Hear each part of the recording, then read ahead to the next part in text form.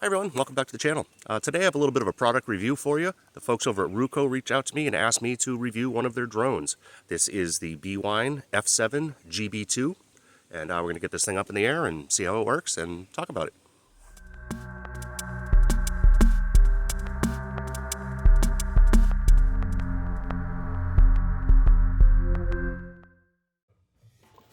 First off, let's take a look at what comes inside the box. The drone comes inside this padded carrying case. Inside, all of these are velcroed little flaps, so you have a little lid. The drone would usually sit right here, and the controller sits over on the side. Underneath there's a little door on the bottom with two little pockets to hold two batteries.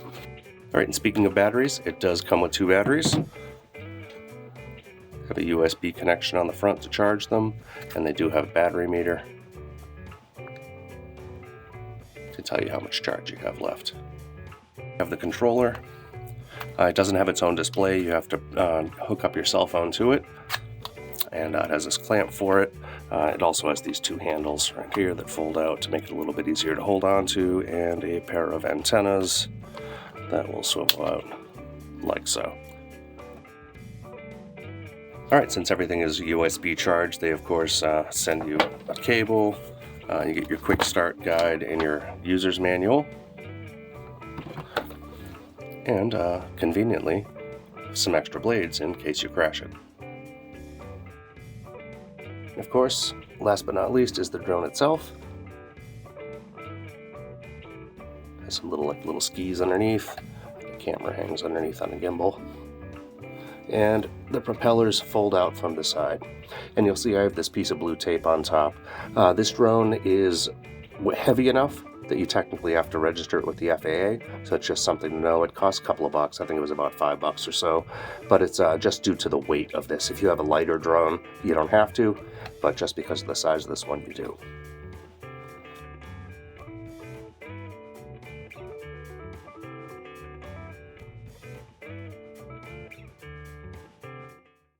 Flying the drone itself is quite simple. If you have any familiarity with a typical game controller, you should be pretty much right at home. The joystick on the right-hand side here, this controls forward, reverse flight, flying to the left, flying to the right. The other joystick over here on the left, this would be to go up in altitude, to go down in altitude, and this will rotate left and right. Alright, you also have a couple other controls down here. This one at the bottom left-hand corner, this is your speed. There are speed settings from slow to sport. This is the emergency stop button. I have not hit that, but from what I read in the manual, they say don't do it unless you absolutely have to, so my guess is the thing might actually like drop out of the sky or something, so that one I am not going to test.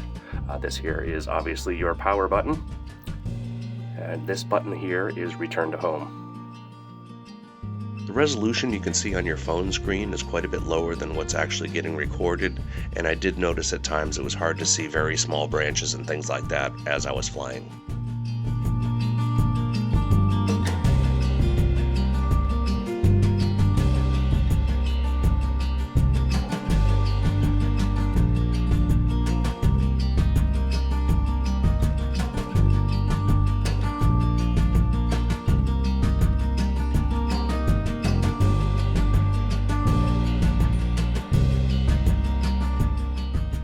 One point to make about return to home is much like the GPS in your cell phone, it's kind of plus or minus 5 feet or so. So when it comes down to land, it's not going to land in exactly the spot you took off from. So you should just be prepared to take over manual control right as it starts to get down close to the ground so that you land exactly where you want to.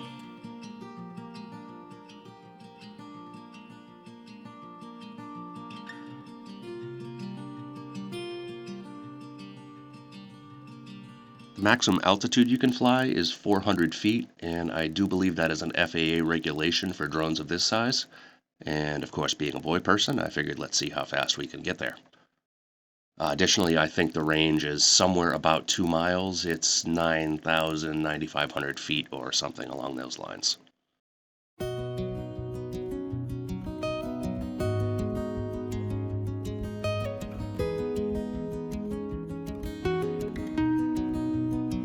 Another feature is follow me mode, and it has a couple of different options, one of which is GPS follow, where it follows the GPS signal on your phone, and the other is a visual follow, where it will actually visually track you as you walk. Here I'm going to give it a test. I am using the GPS follow because I'm walking through the woods and I know it's not going to be able to really see me, but I take a walk back into the back half of our yard and just poke about.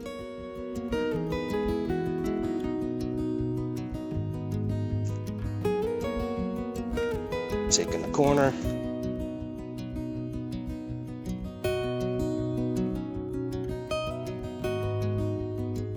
This mode is really fun to use, and it did seem to work really well.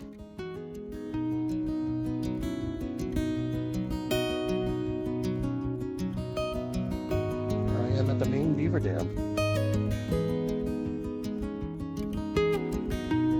See if we can see him yet, see if I can get out in the open.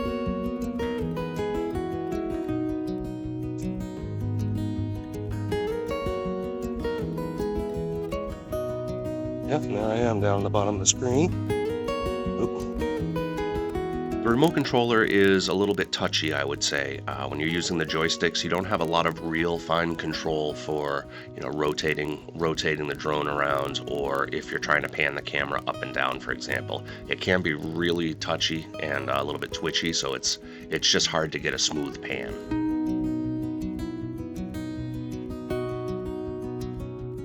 As I mentioned earlier, the drone comes with 2 batteries. I got about 15 to 20 minutes of flight time on each battery, and the batteries are a bit slow to charge. It took somewhere on the order of 5 or 6 hours to fully top them off.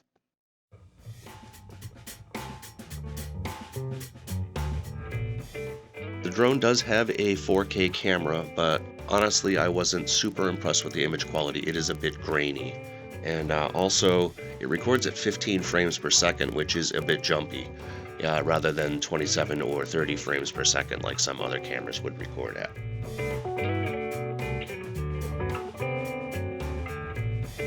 To summarize things, I would say this drone probably hits its market pretty well. I think it's supposed to be a mid-level drone, and it seems to perform about where I would expect. It's definitely not a toy, but it's also not one of the highest end drones on the market by any means.